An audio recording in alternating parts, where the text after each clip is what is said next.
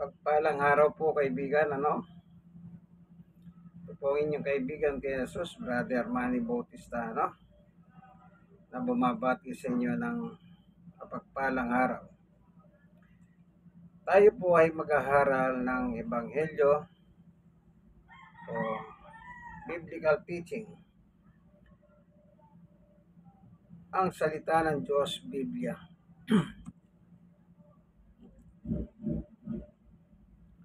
Siya po ating pagkukunan ng ating aral. Yung aral dito, siya po ating papaksain. Pero bago tayo papalahot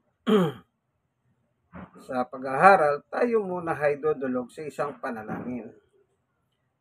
Aming Diyos na makapangyarihan sa lahat, minsan pa, samahan mo po kami sa pagkakataon nito upang sa ganon lubos naming maunawahan ang iyong mga mensahe ayon sa salita ng Diyos, Biblia. Kami po'y magbubulay ng iyong Ebanghelyo. Salamat po sa ngalan ni Jesus. Amen. Marami pong reliyon, sekta ng reliyon ang naglipana sa buong mundo. Buhat ng mangaral ang Panginoong Yesus sa mundo, sa lupa. Marami din pong mga iba't ibang sekta ng reliyon sa panahon niya. Meron pong mga kababayan niyang mga Hudyo na binubuo ng Saduseo.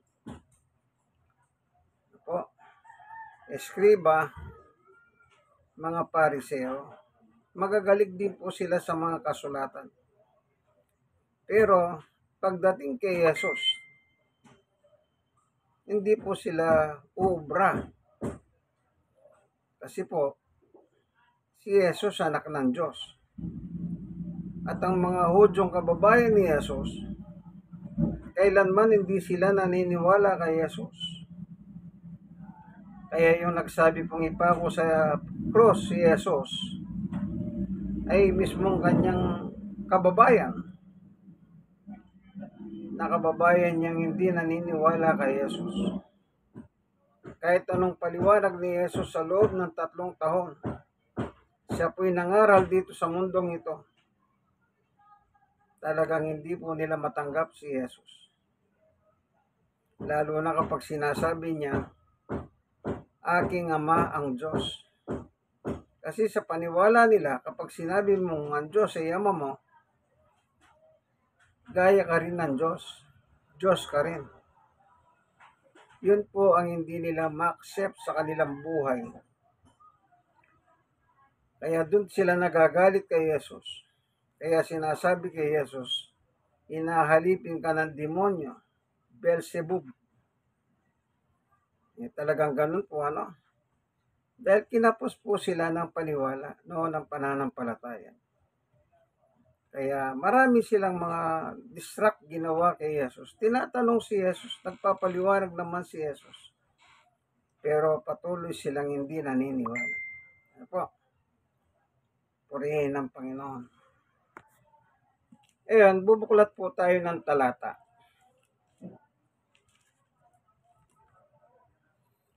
Dito po sa kasulatan, sa Mateo, tignan po natin ang eksena sa panahon ng Panginoong Yesus at ang kanyang mga apostol. Meron po tayong magnifying glass para lalaki ang basa,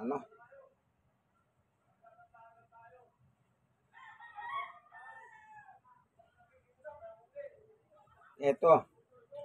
Sa Mateo 16:13, nang makarating si Jesus sa lupain ng Cesarea Filipo, tinanong niya ang kanyang tagasunod, ano ang sinasabi ng mga tao tungkol sa akin na anak ng tao? 14. Sumagot sila, may mga nagsasabi po na kayo si Juan na taga-bautismo. May nagsasabi rin kayo si Elias, at yung iba na may nagsasabing kayo si Jeremias o isa sa mga propeta. 15. Tinanong sila ni Jesus, pero sa inyo, sino ako? 16. Sumagot si Simon Pedro, kayo po ang Kristo, ang anak ng Diyos na buhay. Sinabi ni Jesus sa kanya, pinagpala ka ng Diyos, Simon, na anak ni Onas, sapagkat hindi tao ang nagpahayag sa iyo ng bagay nito, kundi ang aking amang nasa langit. Ayun, Nang tanungin ni Jesus ang mga apostol, sila Pedro, kung sino siya ayon sa mga tao. So, sinabi po nila, isa siyang propeta. O si Juan Bautista, Jeremias. Ngayon, nang tanungin ni Jesus mismo ang kanyang mga alagad, sila Pedro, sino naman ako para sa inyo? Ang sagot ni Pedro ay maliwanag. Ikaw ang Kristo, ang anak ng Diyos na buhay. Ngayon, ang sabi ni Pedro, ikaw ang Kristo. Ang tanong ngayon, sino ang Kristo? Ayon kay Pedro. Siyempre, kailangan si Pedro din ang sasagot dyan na tatanungin natin kung ano ba ang ibig sabihin ng Kristo.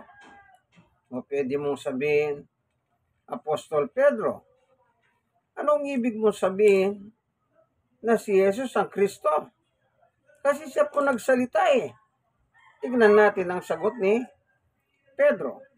Kasi si Pedro ang nagsalita, ang sumagot. Kailangan kunin natin yung punto ni Pedro para hindi tayo maligaw. Dito po sa gawa, tignan natin. Sa chapter 4, sa 8, gawa 1:8. Si Pedro, napuspos ng banal na espiritu, ay sumagot, kayong mga namamahalang pari at mga pinuno ng mga Hudyo, 9. Kung ang tinatanong ninyo sa amin ay tungkol sa paggaling ng taong lumpo, 10. Dapat malaman ninyong lahat at ng lahat ng taga-Jerusalem na Israel, lahat ng taga-Israel, na ang taong ito'y nakatayo rito ngayon ay pinagaling ng kapangyarihan ni Jesucristo na taga Nazaret. Siya ang inyong ipinako sa cross at pinatay, ngunit binuhay siyang muli ng Diyos. 11. Si Jesus ang tinutukoy na bato. Sa talatang ito ng kasulatan, ang bato na itinakwil ninyong mga tagapagtayo ng bahay ang siyang naging batong pandasyon. 12. Walang sino man sa mundong ito ang makapagliligtas sa atin, kundi si Jesus lang. Yan. Opo, si Jesus lang. So maliwanag, sino daw po yung Kristo? Ang sabi ni Pedro sa 12, walang sino man sa mundong ito ang makapagliligtas sa atin, kundi si Jesus lang. So si Jesus ay nagtanong kay Pedro, at sa mga kasama niyang apostol, sino ako para sa inyo?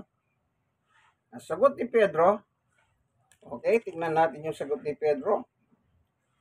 Sa Mateo 16,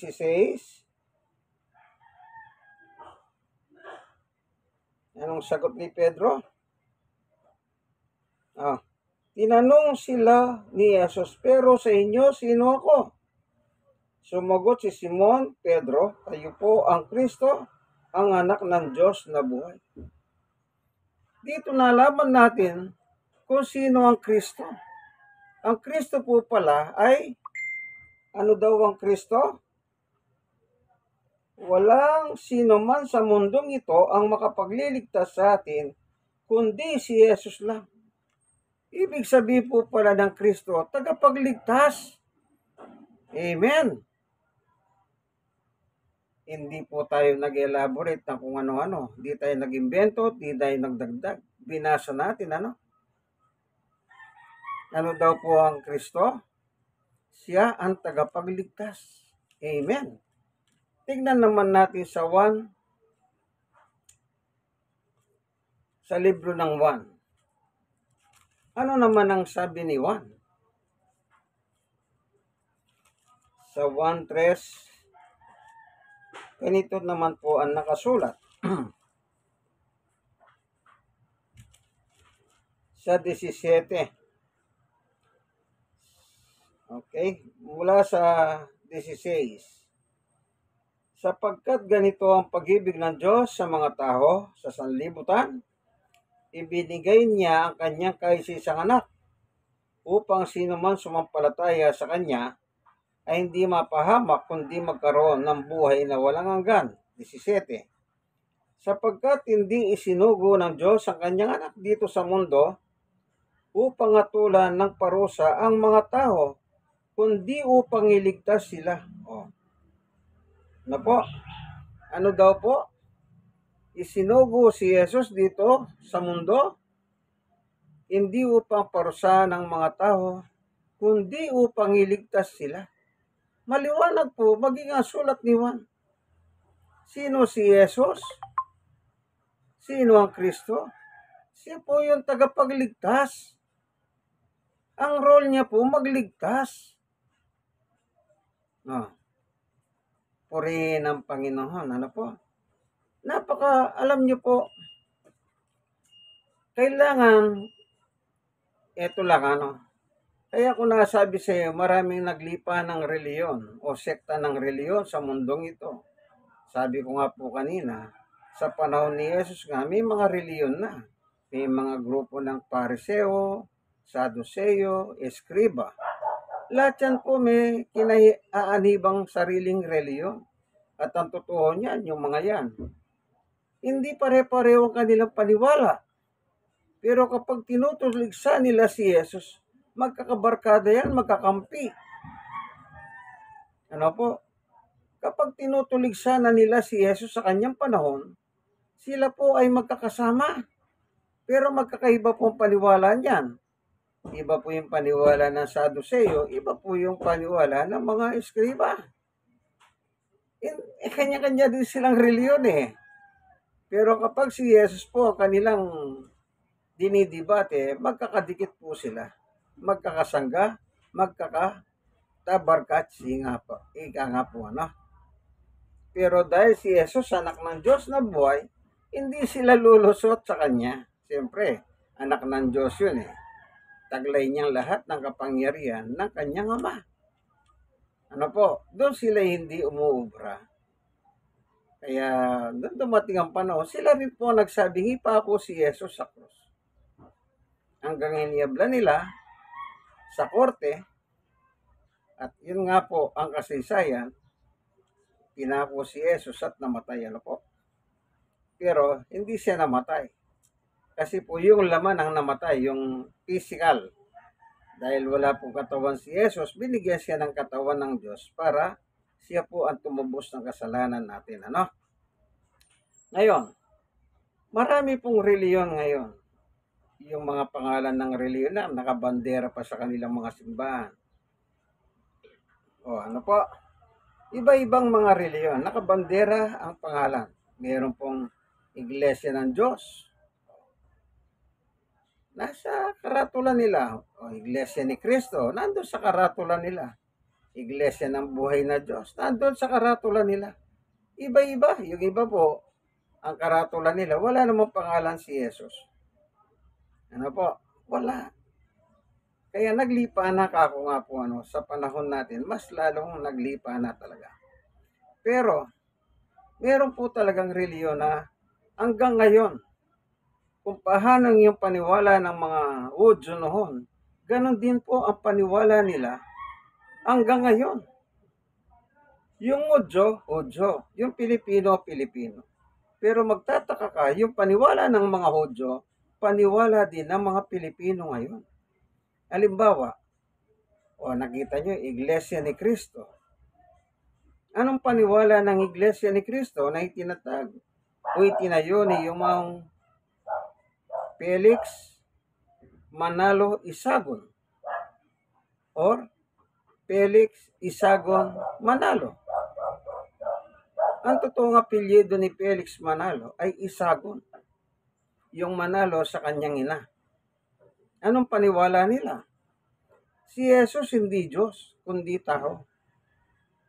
Anong paniwala ng mga Hudyo noon labang kay Jesus? Ang sabi ng mga Hudyo, nagkukunwari kang Diyos, gayon tao ka lamang. Tignan po natin ano. Meron po kasing nakasulat ano. Tignan natin.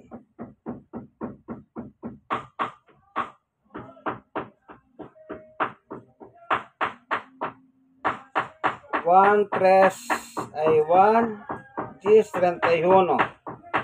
Nang marinig ito ng mga Hudyo, muli silang dumampot ng mga bato para batuhin siya. 32. Pero sinabi sa kanila ni Jesus, ipinakita ko sa inyo ang maraming mabubuting gawa na ipinagagawa sa akin ng aking Ama. Alin sa mga ito ang dahilan bakit nyo ako babatuhin? 33. Sumagot sila, hindi ka namin babatuhin dahil sa mabubuti mong gawa, kundi dahil sa paglapastangan mo sa Diyos, sapagkat sinasabi mong ikaw ay gayong sapagkat sinasabi mong ikaw ay Diyos, gayong tao ka lang. O yun po, ano? Hindi po nila matanggap si Jesus ay Diyos kasi anak siya ng Diyos. Parang ganito lang kasimple. Ako, ang tatay ko at nanay ko ay tao.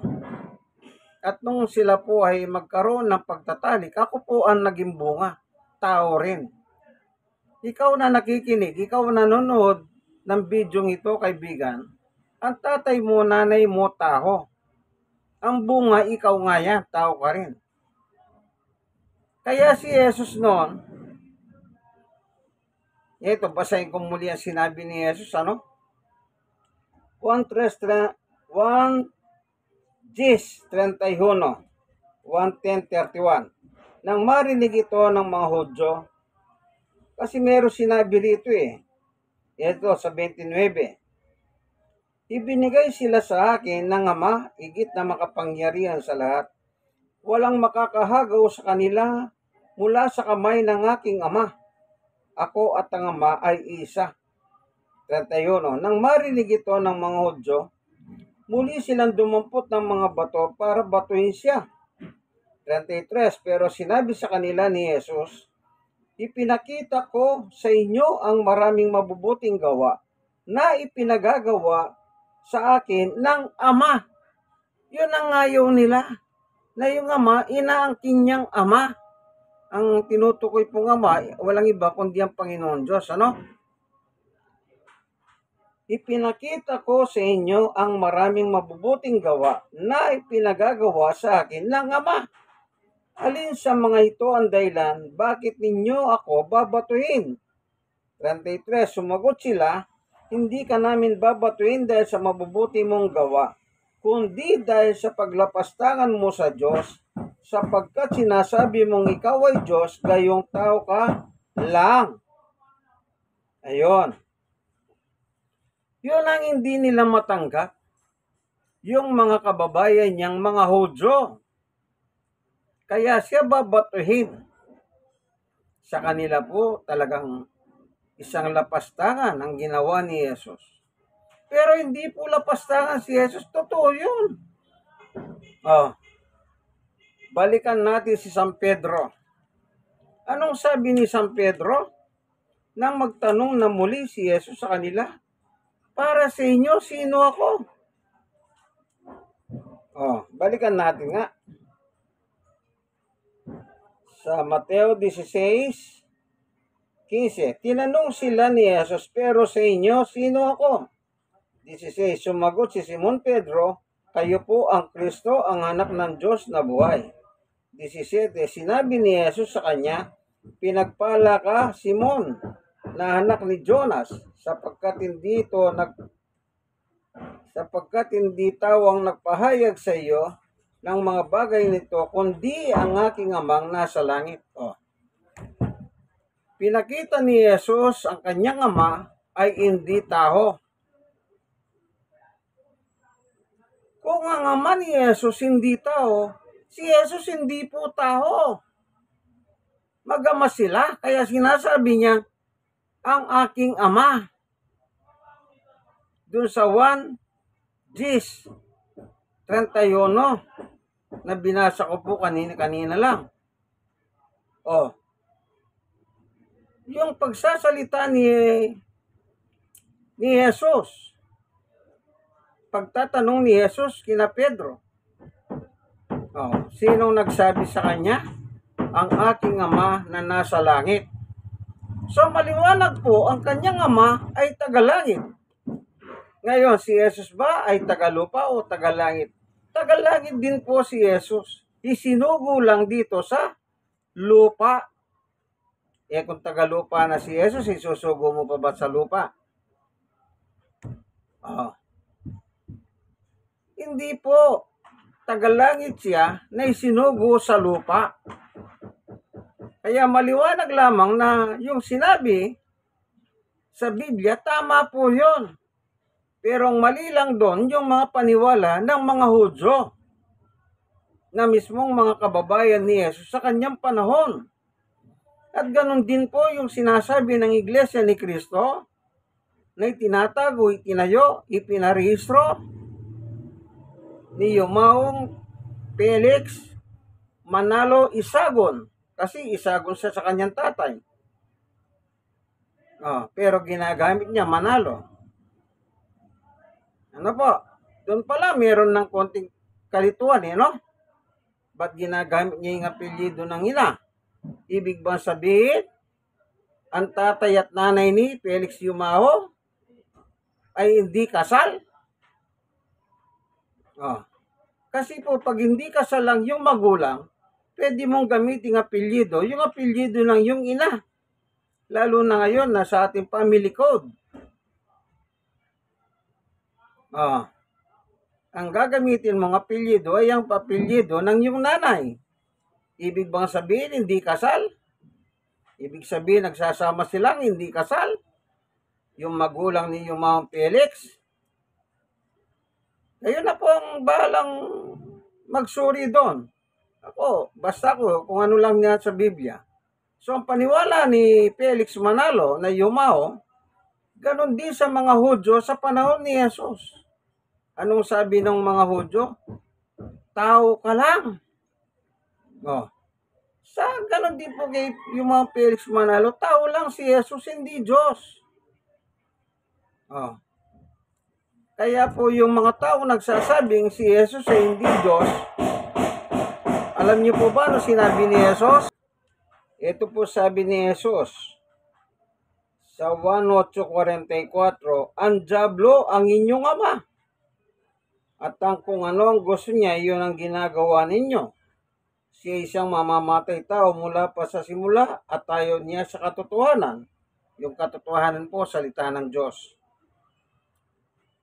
At ayaw niya sa katotohanan dahil walang katotohanan sa kanya. Likas sa kanya pagsisinungaling dahil sinungaling siya at siya ang pinagmumulan ng lahat ng kasinungalingan. Yung mga Hudyo na kababayan ni Jesus, anong sabi niya? Wala sa inyo ang katotohanan. Walang salita ang Diyos sa inyo. Mga anak kayo ng dyablo. Ibig lang po palang sabihin yung Yumao Felix Manalo ay sa dyablo din. Bakit? Hindi po niya alam yung katotohanan eh. Ano yung katotohanan? Si Jesus, anak ng Diyos na buhay. Amen. Sabi ni Pedro, at yan ay sinabi ni Jesus, Pedro, mapalad ka sapagkat ipinahayag sa iyo ng aking amang nasa langit yan. Hindi pinahayag ng tao sa iyo yan. Kaya si Yumao Felix Malalo, wala po sa katotohanan yan. Ay kung membro po kayo niyan, layasan nyo yan. Kawawa lang kayo. Ano po? Kaya iwanan nyo po yan. Maghanap po kayo ng ibang grupo. Kung ganyan ang paniwala ninyo na si Jesus ay tao lang, gaya ng paniwala ng mga Hudyo. Kaya nga sabi ni Jesus, anak kayo ng dyablo. Wala sa inyo ang katotohanan o salita ng Diyos. Yung katotohanan po, salita ng Diyos po yun, ano? Sa 1:17. O, basahin natin, ano po? Kung anong ibig sabihin, no? Para lang makita ninyo, ano po?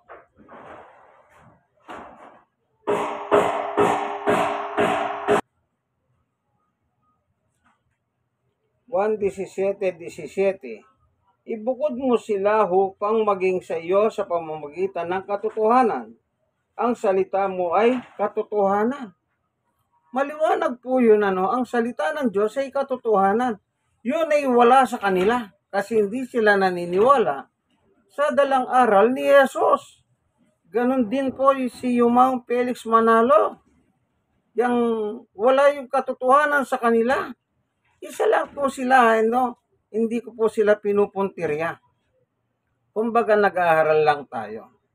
Marami rin pong mga reliyon na hindi naniniwala kay Jesus. Buti pa sa kanilang mga founder, naniniwala sila. O, sa founder nila, naniniwala sila. Kay Jesus, hindi sila naniniwala. Pero nakabalandro pangalan nila, Iglesia ni Cristo. Kita nyo po? Nandun ang pangalan ni Cristo sa kanilang simbahan, pero anong paniwala nila kay Jesus? Hindi ka Diyos, kundi tao ka. Oh. Kaya sabi ko nga po, napakasimple mo lang maintindihan yan. Ang tatay at nanay mo ay tao at ang lumabas, ikaw nga yan. Si Jesus po, walang ina eh. Si Maria naman, ginamit lang po yung sinapupunan niya upang may panganak yung tagapagligtas, ang Yesus. Sa langit, wala po siyang katawan, gaya natin. Ang Diyos po ang naglahan ng katawan upang may panganak ni Maria, upang tubusin ang kasalanan ng tao dun sa ibabaw ng krus na ipinako. Kung wala siyang katawan, paano mo siya may papako? Basahin natin. Si Jesus ba may katawan na gaya natin o gaya nila? Wala po. Ito, nakalagay po sa Hebreo. Babasahin natin, ano? Hebreo, chapter 10, verse 5.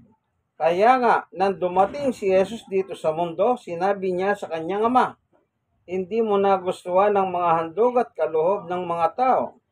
Sa halip, binigyan mo ako ng katawan na iaandog ko. Yun. Binigyan siya ng katawan na gaya natin upang iandog ko. Sabi niya, yun po yung sinabing napako sa krus, sinandog si Jesus para sa kapatawaran ng kasalanan ng tao.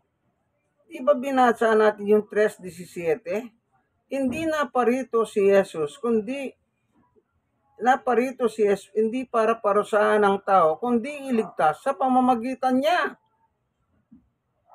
Pinadala dito, hindi po taga rito yan. Tagalangit siya. Pinadala ng Diyos. Hindi po ba maliwanag yan?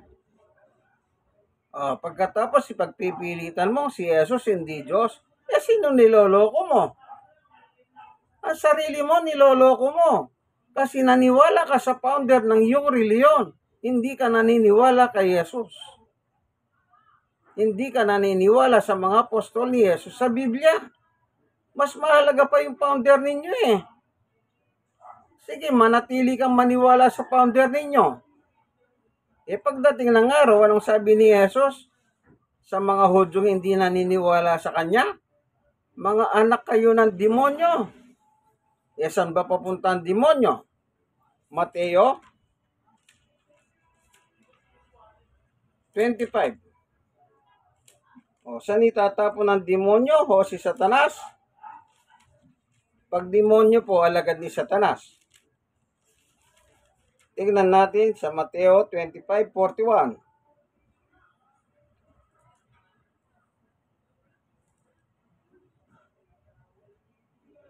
Pagkatapos, sasabihin ko naman sa mga tao sa aking kaliwa, lumayo kayo sa akin, kayong mga sinumpa ng Diyos.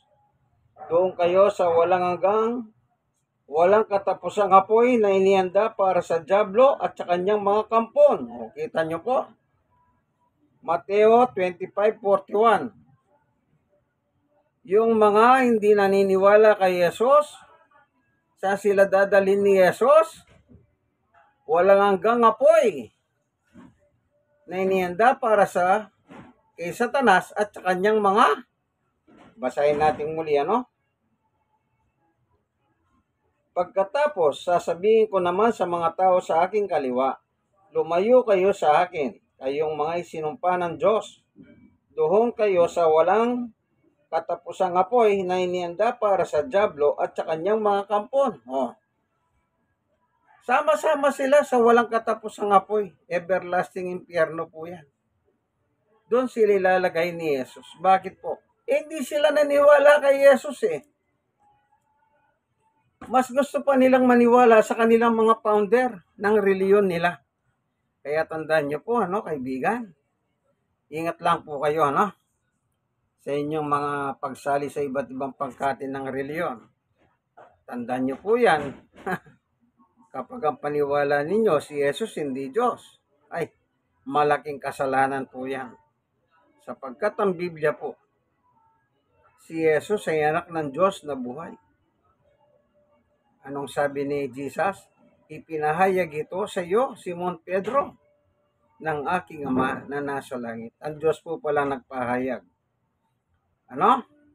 Na si Jesus anak ng Diyos na buhay. Amen. Salamat po, Panginoon Diyos, sa katotohanan itinuro mo sa amin sa pagkakataon na ito. Naliwanagan po ang aming mga kaisipan. Ang katotohanan lumabas ayon sa ang salita ng Diyos, Biblia. Ito po. Ang salita ng Diyos, Biblia. Ano po? Wala po tayong hindi natin ini-interpret yan. Binabasa po natin ng letra por letra. Ano po? Purihin ang Panginoon. Salamat po, Panginoon, sa ngalan ni Jesus. Amen. Sana kaibigan, ikaw yung nanonood nito, na nakikinig nito, i-share mo naman sa iba. Kayong mga nasira, i-share nyo po sa iba. Ano po? Hindi po paninira ng pangkat ng reliyon ito, kundi pagsasalita ng katotohanan. Kung nadahanan naman natin yung aral ni mga Felix Manalo o Iglesia ni Cristo na kanyang itinatag, kanyang pinarehistro sa Pilipinas, yun po talaga ang totoong aral nila. Isa sa kanilang mga doktrina, si Jesus hindi Diyos kundi tao. Ano po? At marami pong ganyang mga reliyon, hindi lamang naman sila. Marami po, ano? Wala pong personalan. Nagbabasa po tayo ng Biblia. Ngayon, kung kayo ay isang miyembro ng INC, di mag-comment po kayo. Ano? Mag-comment kayo. Gaya noon, meron po nag-comment na ako daw po, ang aking Diyos, dalawa. Totoo naman talaga yan, dalawa ang aking Diyos, ang Diyos Ama at ang kanyang anak na si Jesus. Pareho pong Diyos yan, pero hindi po sila magkatulad. Tatay po ang isa at ang isa naman ay anak. Yung iba naman po, si Jesus yan tatay, si Jesus yan anak, si Jesus yan rin ang Espiritu Santo. Iba naman po yung Trinity. Ano po? Iba po yung Trinity. Kaya dito lang tayo, no, tsaka na natin talakayin yung Trinidad, ano, yung Trinity. Ano po, i-share nyo lang, i-share sa iba. Malay ninyo, magbukas sa kanilang kaisipan ang katotohanan ito. Ano po? God bless us all. Ito po ang inyong kaibigan kay Jesus, Brother Manny Bautista, nagsasabi sa inyo, nawa pagpalain kayo ng Diyos, nawa pagalingin ang inyong mga sari-saring karamdaman. Salamat po sa ngalan ng ating Panginoong Yesus. Amen and amen. God is good all the time.